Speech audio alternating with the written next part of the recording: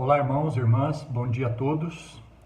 Essa semana nós começamos o novo alimento diário, que é este alimento diário aqui, que fala sobre os ministros da nova aliança. E o título da mensagem desta semana é a Igreja dos Primogênitos. Os irmãos que ainda não pegaram seu alimento diário podem passar lá no local de reunião e pegar com o Kleber, para que todos nós possamos ir acompanhando a mensagem da semana. Vocês sabem que todo sábado, a partir das 19h30, nós teremos um momento de louvor com 288 e às 20 horas uma palavra com o irmão Esdras, e depois às 9h30 ou 10 horas da manhã do domingo, nós teremos também um momento de louvor, vamos partir o pão nas nossas casas, e logo em seguida uma palavra com o irmão Pedro Dong. Só que paralelamente a isso, nós temos tido as nossas reuniões de grupo familiar pelo WhatsApp, pelo Zoom, e que tem sido muito bom para nós não nos dispersarmos, mas nós mantermos o nosso contato com a palavra de Deus e também mantermos entre nós o espírito de irmandade e não deixar o amor se esfriar entre nós, tanto o amor para com Deus quanto o amor entre os irmãos. Então é muito importante nós mantermos o contato com a palavra de Deus. E você sabe também que duas vezes por ano, em fevereiro e em setembro, nós temos conferências na Estância Árvore da Vida, e nessas conferências o Senhor nos dá uma palavra por meio dos irmãos Pedro e Esdras, com a cooperação do Miguel e do André, e essa palavra é transformada no nosso alimento diário, que é a palavra que vai nos dar direção para o próximo semestre. Então hoje nós estamos começando este alimento diário, na verdade começamos na segunda-feira, e hoje eu quero fazer um resumo da mensagem deste alimento diário aqui, que fala sobre a Igreja dos Primogênitos. O primeiro ponto que foi falado no alimento diário esta semana, que é muito importante, é sempre bom a gente relembrar, fala a respeito da nossa origem, da nossa história. Qual é a nossa origem como igreja? Qual é a nossa história? De onde nós viemos? Porque muitos podem pensar que nós somos mais uma igreja ou mais um grupo cristão entre os tantos grupos cristãos que existem por aí. Ou pode pensar que nós saímos de alguma cisão, de alguma divisão, de algum grupo. Na verdade, não é isso. Nós estamos dando continuidade ao ministério que começou com o Senhor Jesus há 2000 anos atrás. Essa é a nossa história, essa é a nossa origem, é bom isso ficar bastante claro para nós. Há 2000 anos atrás, Jesus, que era o próprio Deus, veio à Terra em forma de homem para poder cumprir a vontade de Deus aqui na Terra. E ele, então, deu início ao ministério da Nova Aliança. Esse ministério da Nova Aliança, ele tem como objetivo cumprir a vontade de Deus aqui na Terra. É um instrumento que Deus usa, é uma ferramenta que Deus usa para poder cumprir sua vontade aqui na Terra. E qual é a vontade de Deus? O que Deus quer fazer aqui na Terra? Deus quer trazer o reino dele, o governo dele de volta para esta terra. Você percebe que essa terra está um caos. Por quê? Porque pela ausência do governo de Deus, do reino de Deus na vida das pessoas. Começando pela minha vida, pela sua vida, pela nossa casa, onde há a presença de Deus na vida da pessoa, e na casa, na família da pessoa, nós percebemos que ali existe o governo de Deus. E o Senhor Jesus, quando ele veio para cá, ele veio com esse objetivo, para poder introduzir o reino de Deus aqui na terra. Por isso que ele ensinou os discípulos que quando eles orassem, eles deveriam orar aquela oração conhecida como a oração do Pai Nosso, que diz: Pai nosso que estais nos céus, santificado seja o teu nome, venha o teu reino, seja feita a tua vontade, assim na terra como nos céus. A primeira coisa que o Senhor falou é: venha o teu reino, seja feita a tua vontade. Então, nós estamos aqui para trazer o reino de Deus aqui para a terra. E o reino de Deus, ou o governo de Deus, ele precisa começar pela minha pessoa. Ou seja, a primeira pessoa que Deus, sobre quem Deus quer reinar, e a primeira pessoa que Deus quer governar é a minha pessoa. A minha pessoa, a minha casa, a minha família, os meus amigos, e assim eu vou pregando o evangelho para as pessoas e esse reino de Deus vai se expandindo. Então, Jesus, quando veio para cá, ele veio com esse objetivo, de trazer o reino de Deus aqui para a terra. Tanto é que, quando ele começou o seu ministério aos 30 anos, ele dizia para as pessoas assim: arrependei-vos, porque está próximo o reino dos céus. Então, qual é o nosso papel hoje como ministros da nova aliança? Jesus foi o primeiro ministro da nova aliança. E hoje, nós somos os outros ministros para levar adiante esse ministério da nova aliança. Qual é o nosso papel hoje? O que nós estamos fazendo aqui? Qual é a nossa origem? De onde nós viemos? Nós estamos dando continuidade a esse ministério que começou com Jesus. Jesus foi o primeiro ministro do ministério da nova aliança. Depois, enquanto ele ainda estava aqui na terra, você sabe, ele chamou os 12 apóstolos, né, para poder, para eles serem treinados, para eles serem aperfeiçoados durante o seu ministério de 3 anos e meio, para que depois que ele morresse e ressuscitasse, esses apóstolos, por meio da igreja, pudessem dar continuidade a esse ministério de trazer o reino de Deus aqui para a terra. Então, primeiro ele chamou os 12, e esses 12 apóstolos, liderados pelo apóstolo Pedro, tiveram a incumbência de levar adiante esse ministério. Mais tarde, ele chamou também o apóstolo Paulo, que deu continuidade ao ministério dos 12 apóstolos. E depois de Paulo, depois que Paulo foi martirizado, quem deu continuidade a esse ministério foi o apóstolo João. E esse ministério do apóstolo João, ele perdura até hoje. Tanto é que lá em João capítulo 22, diz assim: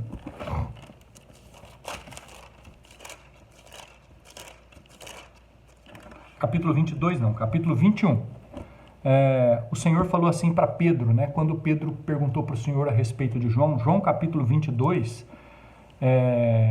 21, desculpa, no versículo 22, fala assim, ó: respondeu-lhe Jesus: se eu quero que ele permaneça até que eu venha, que te importa? Quanto a ti, segue-me. Isso não significa que João não iria morrer. O apóstolo João foi o último dos apóstolos que morreu, ele viveu até por volta dos anos 90, mas o seu ministério perdura até hoje. Então nós hoje estamos dando continuidade ao ministério de João, que é o mesmo ministério que começou com Jesus, que passou para os 12 apóstolos, que passou para o apóstolo Paulo e que depois o bastão foi entregue para o apóstolo João, e esse bastão hoje foi entregue para mim e para você. Então essa é a nossa origem, essa é a nossa linha ministerial, esse é o ministério em que nós estamos inseridos. É importante nós sabermos disso, para nós conhecermos a nossa identidade, sabermos em que contexto nós estamos inseridos na história cristã. Nós não somos mais uma igreja, nós não somos mais um grupo cristão, mas nós somos a igreja, como fala em Hebreus, a igreja dos primogênitos. Ou seja, muitos foram chamados, mas poucos foram escolhidos. Então nós fazemos parte desses escolhidos, desses a quem Deus deu a incumbência de levar adiante a sua vontade aqui na terra. Você sabe que no Velho Testamento havia o direito de primogenitura, ou seja, o primeiro filho nascido, o primogênito de uma família, dos filhos de Israel, do povo de Israel, ele tinha um direito diferenciado com respeito a seus irmãos que viessem depois. Ele tinha o direito da porção dobrada da terra, ele recebia na sua herança uma porção dobrada da terra, ele também tinha como direito de primogenitura, ele também tinha o sacerdócio e ele também tinha a realeza. Então, isso é o direito de primogenitura lá no Velho Testamento. No Novo Testamento também, Deus tem seus primogênitos, ou seja, são aqueles que seguem o Senhor não para seu próprio benefício, que não usam Deus para satisfazer os seus interesses. Infelizmente, muitos cristãos, uma grande parte dos cristãos buscam a Deus para poder satisfazer os seus interesses, como se Deus fosse aquele gêniozinho da lâmpada, que a hora que você tem alguma necessidade, você dá uma esfregada no gênio da lâmpada, ele aparece, satisfaz o seu desejo, atende o seu pedido e depois você deixa ele lá no canto de novo e só o procura quando você estiver passando uma nova necessidade. Conosco não deve ser assim. Nós devemos ser aqueles que seguem o Senhor por causa da vontade dele e não para que ele satisfaça os nossos interesses. Claro que Deus vai cuidar de nós, vai cuidar da nossa família, da nossa saúde, das nossas necessidades, mas a nossa prioridade não é essa. Nós não estamos aqui como fazia as multidões naquela época, que elas seguiam o Senhor por causa dos milagres que ele fazia. Porque ele curava, porque ele fazia a multiplicação dos pães. Então tinha uma multidão de pessoas seguindo o Senhor. Mas havia um grupo mais íntimo, menor, que era o grupo dos 12 apóstolos. Esse grupo seguia o Senhor não pelos milagres que o Senhor fazia, mas seguia o Senhor para poder fazer, cumprir a vontade de Deus aqui na terra. Então hoje, esses são os primogênitos, aqueles que têm o direito de primogenitura. Mas aqui nós também precisamos aprender uma lição que, mesmo tendo o direito de primogenitura, se nós não cuidarmos bem deste direito, nós podemos perdê-lo. Assim como aconteceu com Esaú. Né? Você sabe que Jacó e Esaú eram 2 irmãos e que quando foi para mãe deles dar à luz, Esaú nasceu primeiro e Jacó nasceu agarrado ao calcanhar do seu irmão. Ou seja, desde o ventre materno, Jacó já lutava pelo direito da primogenitura. E eles cresceram. Esaú era um homem do campo, era um caçador, enquanto que Jacó, ele era mais caseiro, ele era um homem pacato. Mas Jacó sempre estava de olho no direito da primogenitura do seu irmão. Um belo dia, seu irmão chegou cansado e Jacó tinha feito uma sopa, um cozinhado de lentilha, e Esaú então pediu a ele, falou, me dá um pouco do cozinhado que você fez. Jacó falou para ele, eu só te dou se você primeiro me vender o seu direito de primogenitura. O que aconteceu? Esaú, neste momento, que ele estava cansado, esmorecido e exausto, ele acabou vendendo, desprezando o seu direito de primogenitura. Essa passagem ela é interessante, ela está aqui no livro de Gênesis, no capítulo 25, fala assim, ó, tinha Jacó feito, versículo 29, Gênesis 25, versículo 29, tinha Jacó feito um cozinhado, quando esmorecido, veio do campo Esaú e lhe disse, peço-te que me deixes comer um pouco desse cozinhado vermelho, pois estou esmorecido. Disse Jacó, vende-me primeiro o teu direito de primogenitura. Ele respondeu, estou a ponto de morrer. De que me aproveitará o direito de primogenitura? O que significa isso?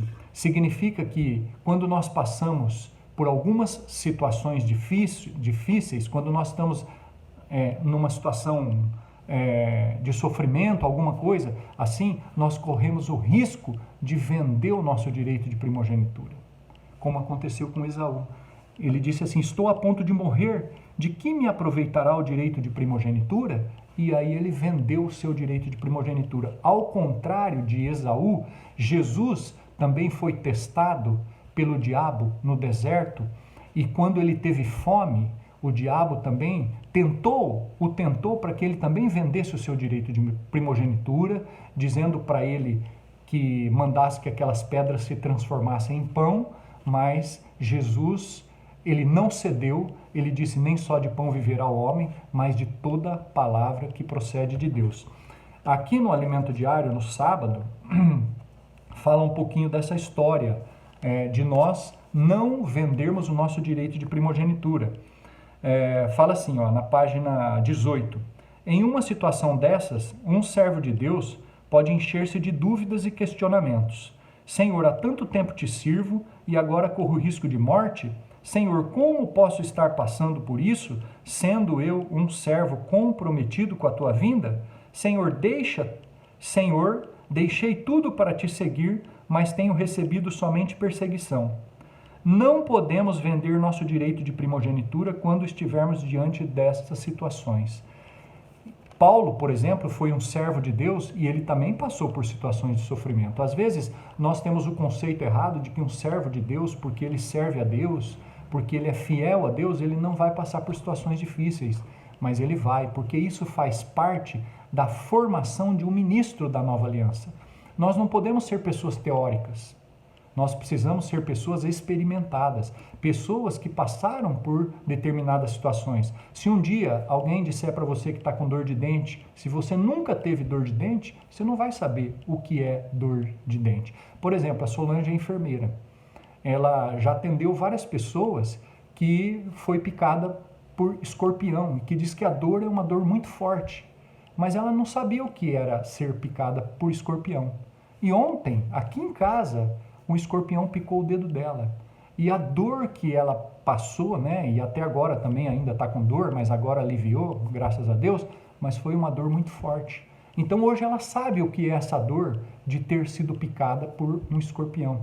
Então muitas vezes Deus permite que nós passemos por determinadas situações para nós também podermos ajudar outras pessoas, podermos nos compadecer de outras pessoas quando elas estão passando por determinadas fraquezas, determinadas situações difíceis e vem buscar ajuda conosco. Você, quando já passou por aquilo, você tem mais capacidade para poder ajudar as pessoas. Por isso que Paulo, ele chegou a dizer o seguinte, ó, em nós mesmos tivemos a sentença de morte para que não confiemos em nós e sim no Deus que ressuscita os mortos. O próprio apóstolo Paulo chegou numa situação extrema que ele não tinha outra saída, a saída era a morte. Por que Deus permitiu que Paulo passasse por isso?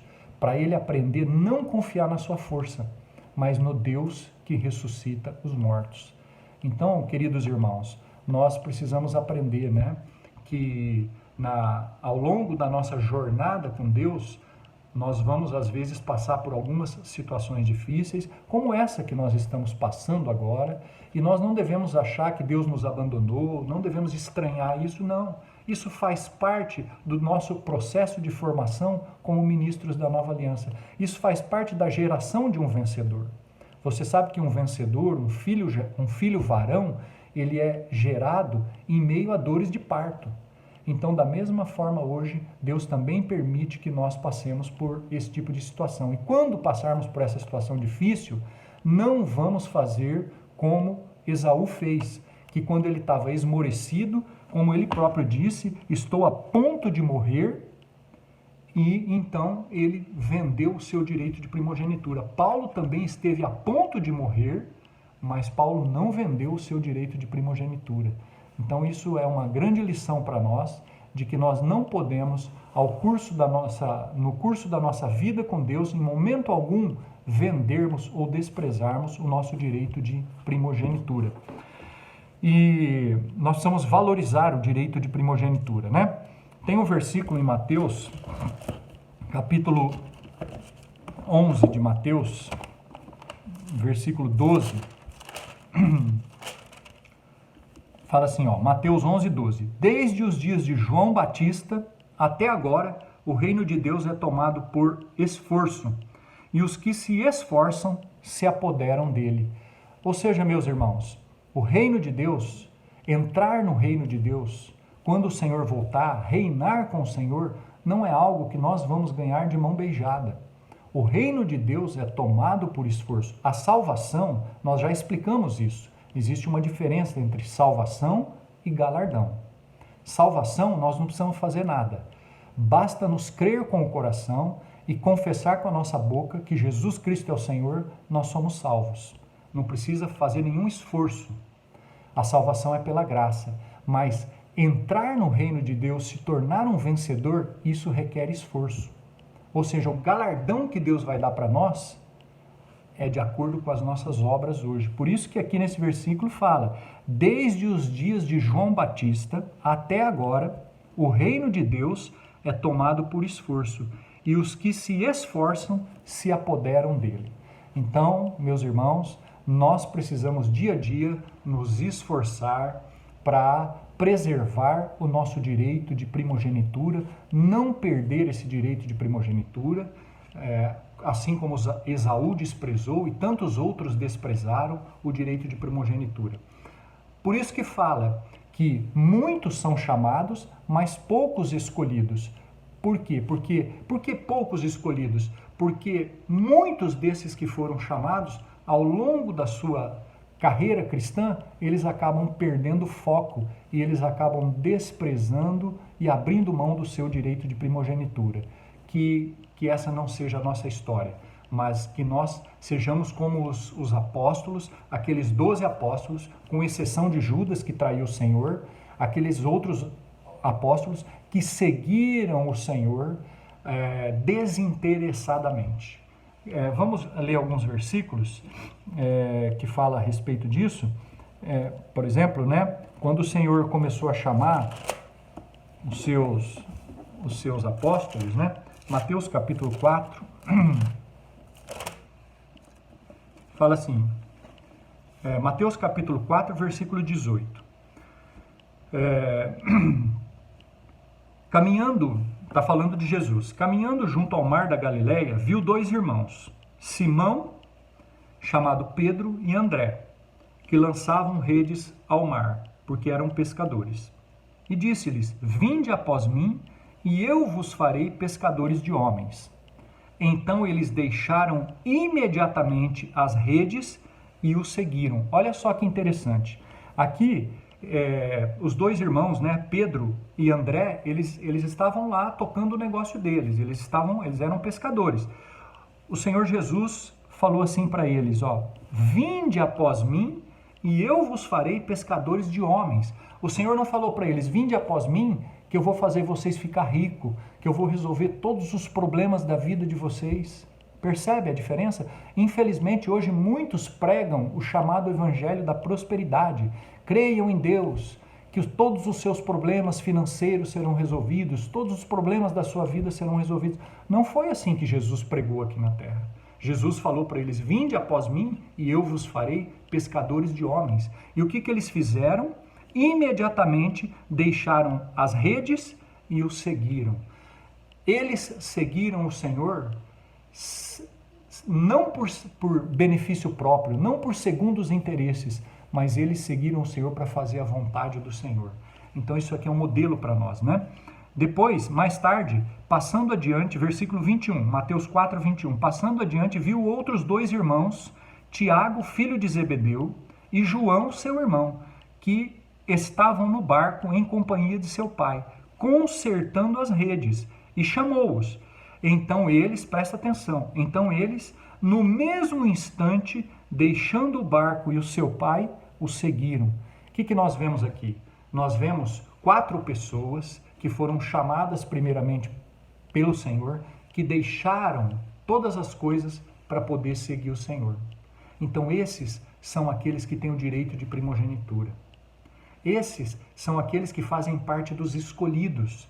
Não apenas são chamados, mas são escolhidos. Eles mudaram de prioridade. Eles deixaram tudo para poder seguir o Senhor, independentemente do que o Senhor ia fazer por eles. Entendeu? Então esse é o diferencial. Por isso que nós somos chamados de igreja dos primogênitos, porque o nosso foco é a vontade do Senhor. Nós estamos aqui não é para que Deus faça a nossa vontade, para que Deus resolva os nossos problemas, mas nós estamos aqui, a nossa prioridade é a vontade do Senhor. Quero ler mais uma passagem, que está em Mateus, capítulo 19, para você também ficar claro que quando nós seguimos o Senhor, Ele também cuida das nossas necessidades. Não precisa ficar preocupado. Ah, mas eu vou seguir o Senhor, eu vou deixar minha família, deixar o meu trabalho. E outra coisa, deixar a família e deixar trabalho não é abandonar a família, não é abandonar marido, abandonar a esposa, não é pedir demissão do emprego, não é nada disso.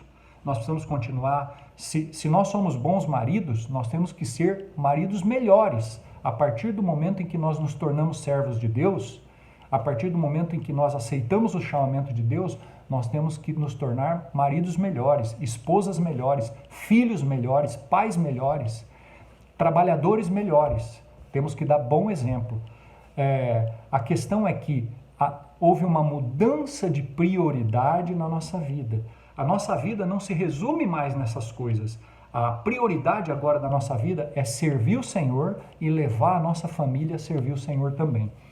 Tanto que Pedro, ele ficou preocupado com isso. Em Mateus 19, no versículo 27, Pedro falou assim para o Senhor. Então, lhe falou Pedro, eis que nós tudo deixamos e te seguimos. Que será, pois, de nós? Olha só, Pedro falou, nós, os 12, nós tudo deixamos e te seguimos. Nós não somos como aquela multidão.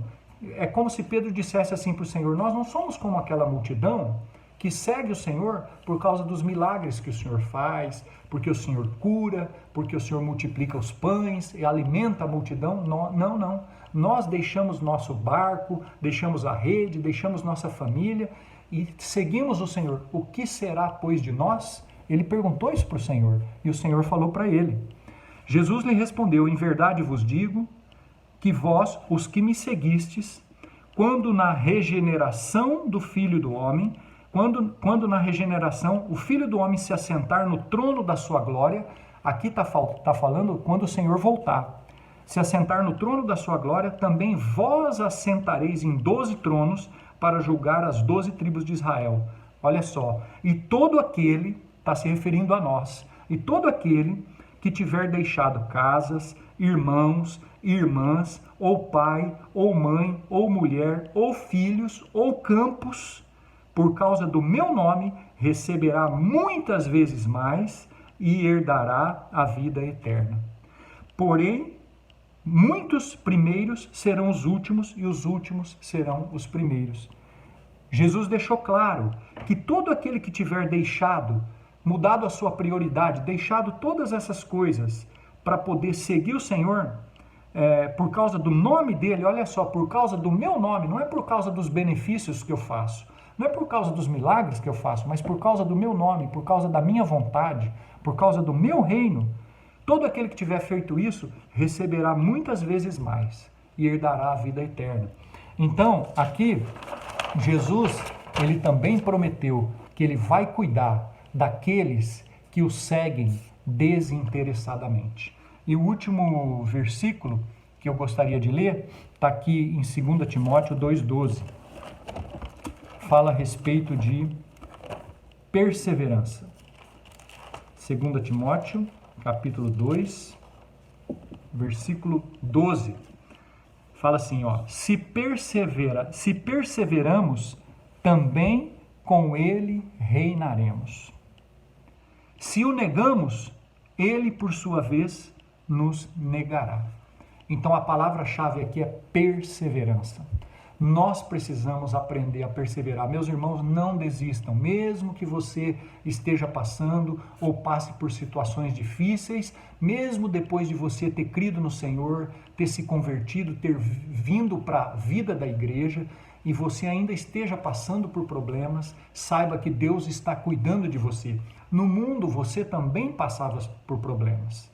E na igreja, quando nós nos convertemos, Deus também nos permite passar por problemas. Qual é a diferença? É que quando você estava no mundo, você passava isso sozinho. Na igreja, o Senhor passa junto com você. E você tem os irmãos, que são seus companheiros, que podem orar por você, que pode ajudar você, interceder por você. Então, meus irmãos, não desistam. Perseverem. Como fala aqui nesse versículo, se perseveramos, também com ele reinaremos. O que é receber o direito de primogenitura para nós hoje? No Velho Testamento era receber a porção dobrada da terra, o sacerdócio e a realeza. Mas para nós hoje, no Novo Testamento, o direito de primogenitura nós iremos receber na volta do Senhor. Quando o Senhor voltar, Ele vai recompensar aqueles que são os escolhidos, aqueles que entraram pela porta estreita e andaram pelo caminho apertado, aqueles que não perderam foco, aqueles que não desistiram no meio do caminho, como fez Esaú, que vendeu o seu direito de primogenitura.